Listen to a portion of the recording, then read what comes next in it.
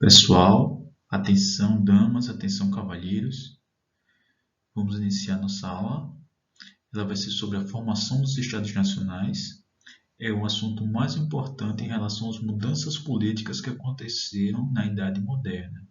É um assunto central. A gente viu muitas mudanças culturais, o surgimento do protestantismo, a gente viu o movimento cultural do Renascimento.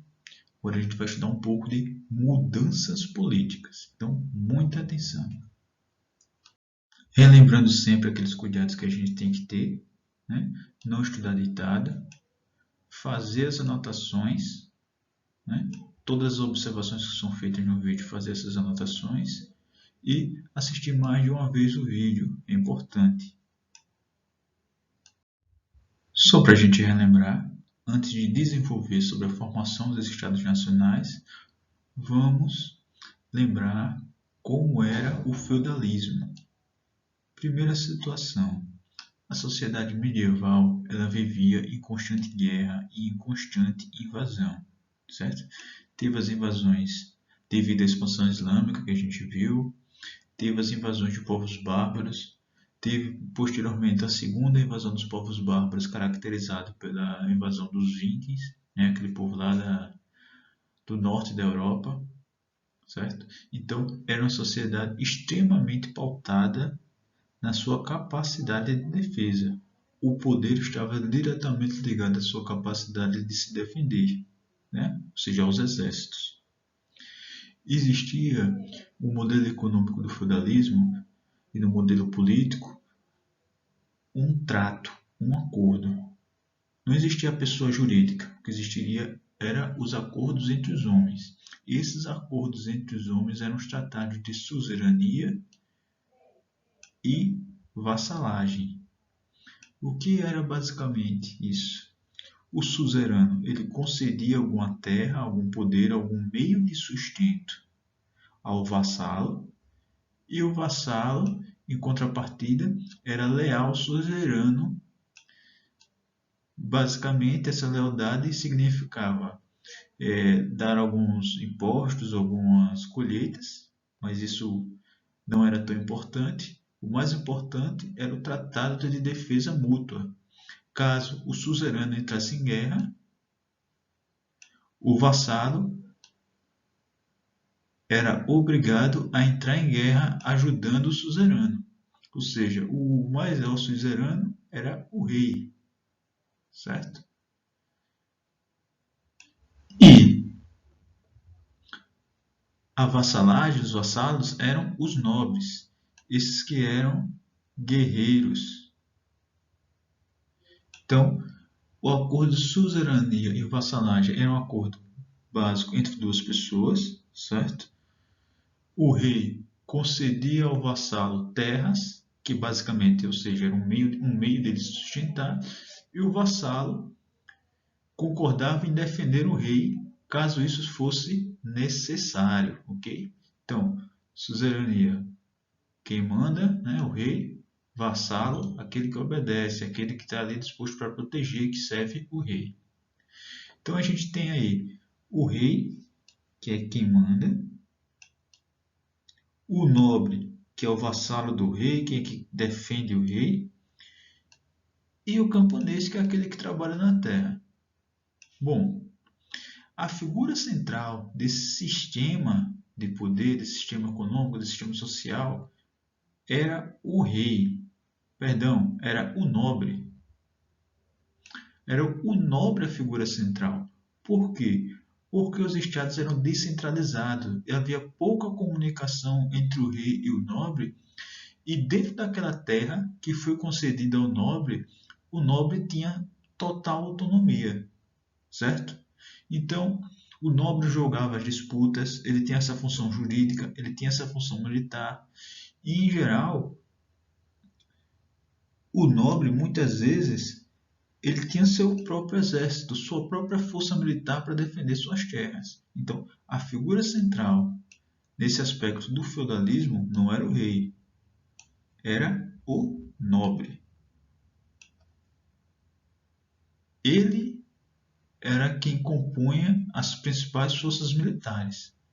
As forças militares do rei, basicamente, eram as forças militares dos nobres que tinham trato de vassalagem com ele. Então, o nobre nessa sociedade bélica era um aspecto central. Porém, com o passar do tempo, houve um aspecto de crise do feudalismo. Que crise foi essa? Começou a surgir outros aspectos que conectavam uma terra e outra. Os nobres não ficaram mais tão isolados em suas terras. Houve também o surgimento da burguesia. O que era a burguesia? Era aqueles que viviam nos burgos, em pequenas cidades. Geralmente essas pequenas cidades estavam localizadas em portos, em regiões comerciais, ok? Então, burguesia era diretamente ligada ao comércio. E essa burguesia que surgiu, que com o comércio começou a ganhar dinheiro, passou a querer também participação política e reivindicar que o rei facilitasse a vida deles. Como assim? Privilégios? Não, mas tomar algumas medidas que não atrapalhassem o comércio. Por exemplo, a gente viu que cada senhor feudal ele tinha autonomia no seu território. E cada senhor feudal, muitas vezes, cobrava pedágio ou impostos pelas mercadorias que passavam ou eram comercializadas em seu território. Sendo assim, isso atrapalhava a economia, porque o comerciante queria levar sua mercadoria para um outro lugar e no meio do caminho ele ia pagando impostos, pagando impostos, pagando impostos, sem falar que muitas vezes cada feudo desse tinha sua própria moeda e requeria pagamento na própria moeda do feudo, o que atrapalhava também o comércio, certo? Então houve uma cobrança ao rei a respeito de uma reabertura comercial, uma reabertura de uma unificação comercial. Olha, rei, no seu território só você deveria cobrar os impostos.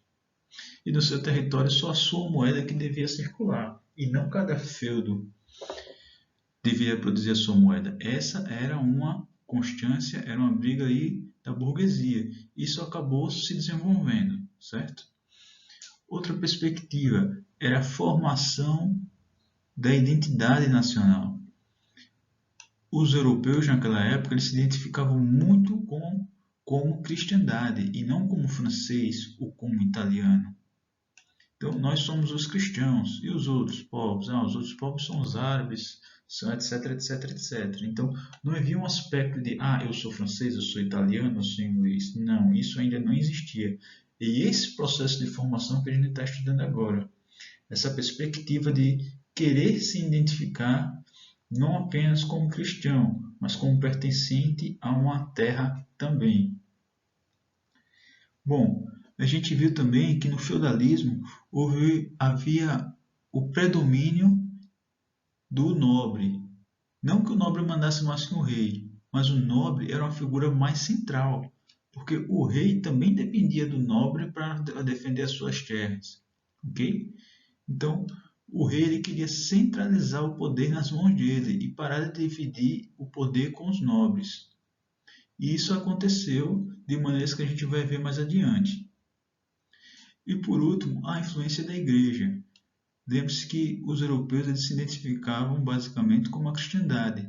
Porém, com o desenvolvimento do protestantismo e também do renascimento, houve formas de pensar a cristandade de maneiras diferentes. Então, essa cristandade que antes era uma identidade única, ela passou a configurar-se em múltiplas identidades. E a partir desse momento, essa identificação, nós somos os cristãos, essa identificação central do europeu se fragilizou para permitindo uma formação de uma identidade nacional. Ok? Bom, vamos adiante. Então, quais foram essas grandes mudanças? Bom, a principal delas é o combate ou a mudança do latim enquanto língua oficial, língua culta, para a língua vernacular, para o vernáculo. Ou seja, antigamente na Europa, as pessoas, sobretudo a intelectualidade, falava latim. Era a língua de quem estudava, certo? Os livros eram escritos em latim.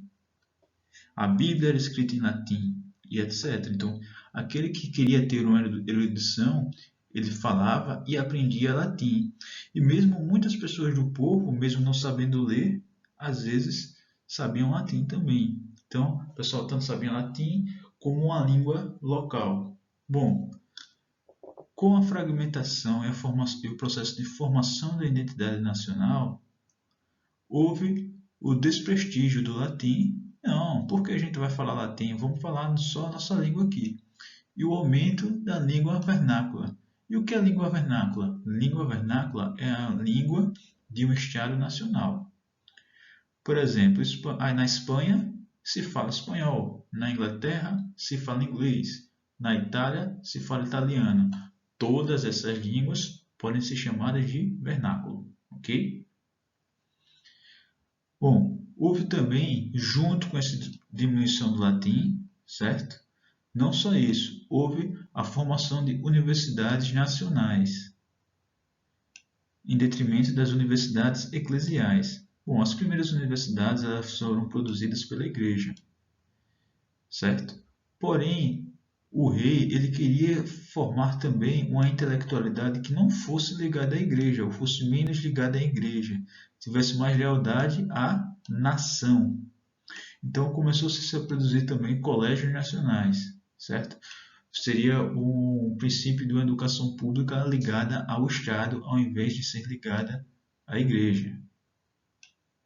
Bom, como eu já falei, também houve conflitos entre reis e nobres. Quando eu falo conflito, não é necessariamente um embate, uma guerra, apesar de em alguns momentos terem tido alguns atritos também.